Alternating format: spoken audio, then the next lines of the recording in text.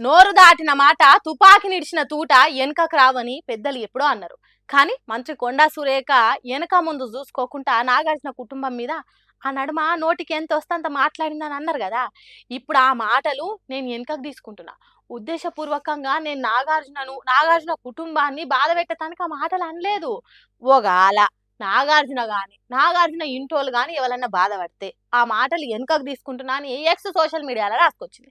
మరి ఇప్పుడే ఎందుకు సారీ క్షమించు అన్నట్టు చెప్తున్నదంటే, అప్పుడు మాట్లాడిన దాని మీద హీరో నాగార్జున పరువు నష్టం కేసు నాంపల్లి కోర్టుల వాదనలు జరగబోతున్నాయి గురువారం నాడు.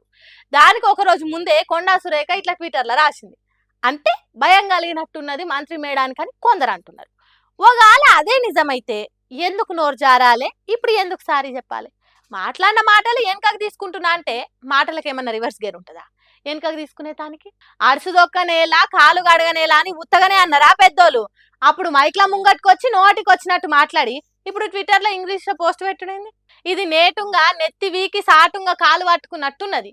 కాబట్టి మీడియా ముంగట్టుకొచ్చి క్షమాపణ చెప్పాలి. ఒక్క నాగార్జున కుటుంబానికే కాదు, హీరోయిన్ సమంత, కేటీఆర్ కూడా క్షమాపణ చెప్పాలి. తర్వాత కూడా వెనక ముందు చూసి మాట్లాడాలి.